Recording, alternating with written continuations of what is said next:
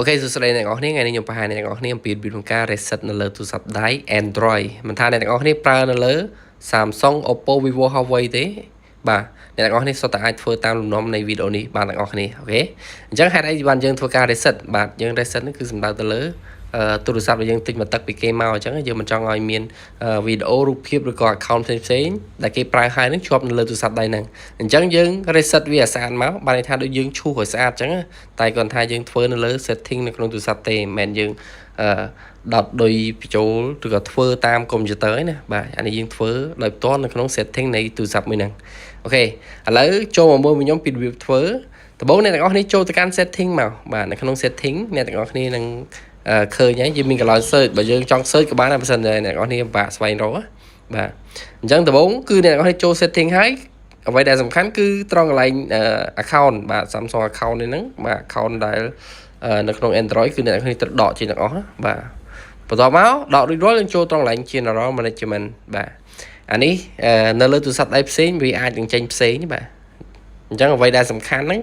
ធ្វើតាមខ្ញុំមកបាទចូលដល់កន្លែង reset នេះ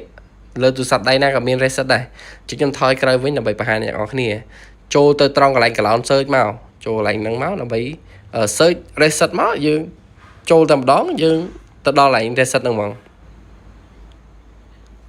អូខេវាយរីរាល់យើង search មកបាទអ្នកនរគ្នាឃើញទេនេះខាងលើហ្នឹងគឺត្រង់កន្លែង reset ហីបាទយើងចុចទៅលើវាមួយមក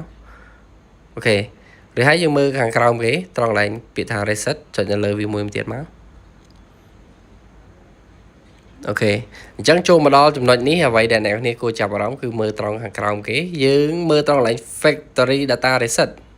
កន្លែងហ្នឹងឯងគឺជាកន្លែងដែលយើងត្រូវធ្វើការឈូសសម្អាតទូរស័ព្ទរបស់យើងបាទអញ្ចឹង account Samsung account គឺយើងដកចេញហើយបាទអ្នកទាំងអស់គ្នាប្រើទូរស័ព្ទដៃម៉ាកអីគឺវាមាន account ហ្នឹងបើសិនអ្នកទាំងអស់គ្នាអត់បានភ្ជាប់ទេក៏អត់អីដែរអត់បញ្ហាទេតែបើមានយើងដកចេញមកហើយយើងចុច reset ខាងក្រោមនេះចុច select all delete all អញ្ចឹងកន្លែងនេះវាកំពុងតែដំណើរការឲ្យបានន័យថាវាកំពុងធ្វើការលុបឈូសសម្អាតរាល់ឯកសារតន័យផ្សេងៗដែលធ្លាប់មាននៅលើទូរស័ព្ទដៃហ្នឹងគឺវាឈូសឲ្យស្អាតទាំងអស់ហើយបន្ទាប់មកវានឹងចេញ stock ដើមមកវិញដូចជាកម្មវិធីបាទកម្មវិធីកាមេរ៉ារូបភាពវីដេអូអីហ្នឹងបាទ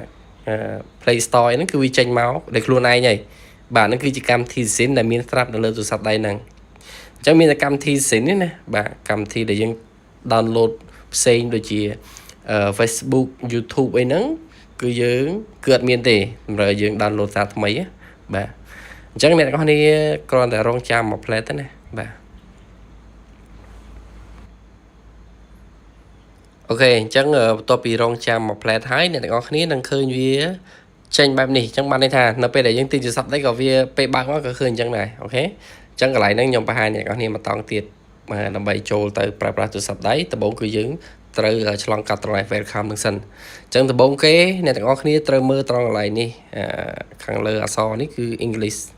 អញ្ចឹងយើងគួរតែជ្រើសរើសយកត្រង់កន្លែង English United Kingdom បាទយកដូចខ្ញុំអញ្ចឹងមកអាហ្នឹងយើង select ភាសាបាទយើងយកភាសាអង់គ្លេសបន្តមកទៀតអ្នកទាំងអស់គ្នាចុច start រួចហើយយើងមើលខាងក្រោមគេចុច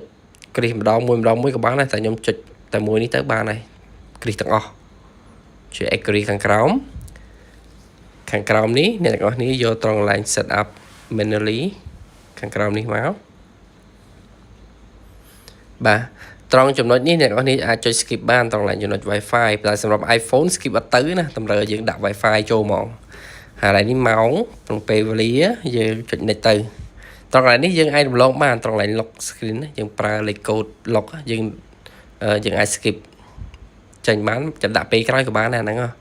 កន្លែងនេះយើងចុចមរហូតតវាចេញពី accept ហ្នឹងមកអូខេចុចកាន់ត្រង់កន្លែង agree ខាងក្រោមចឹងកន្លែងនេះយើងយកដាក់ក៏បាន like ក៏បានយក like ហើយចុច next ទៅបាទហ្នឹងតកតងជាមួយនឹង team ហ្នឹងបាទកន្លែងនេះអ្នកទាំងអស់គ្នាចុច next បាទ you are all set up ចឹងយើងបានធ្វើរួចរាល់ហើយចុច home មកយើងអាចចូលទៅប្រើប្រាស់ទូរស័ព្ទនឹងបានហើយអូខេអញ្ចឹងអ្វីដែលអ្នកទាំងអស់គ្នាប្រុងប្រយ័ត្ន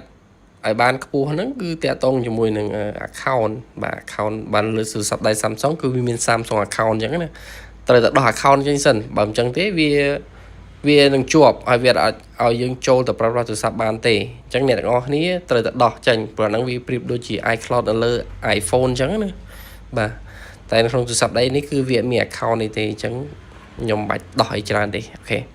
បាទរួចរាល់ហើយអ្វីដែលអ្នកទាំងអស់គ្នាគួរធ្វើហ្នឹងបើកតែ Wi-Fi មករងចាំតែ Wi-Fi មកបន្ទាប់មកអាឡែងល្ងិតហ្នឹងគឺវានឹងdownload ហើយវានឹងភ្លឺឲ្យចេញពណ៌ចេញ color នៅលើ app ហ្នឹងបាទអូខេអរគុណច្រើនអញ្ចឹងអ្វីដែលខ្ញុំបង្ហាញអ្នកទាំងអស់គ្នាប៉ុណ្ណឹងក្នុងវីដេអូនេះគឺមានតែប៉ុណ្្នឹងទេហើយបើអ្នកទាំងអស់គ្នាឆ្ងល់មានចម្ងល់អាចធ្វើការ comment សាកសួរខ្ញុំបន្ថែមក្រោមវីដេអូនេះបានអញ្ចឹងយើងជួបគ្នាវីដេអូក្រោយទៀតបាយបាយ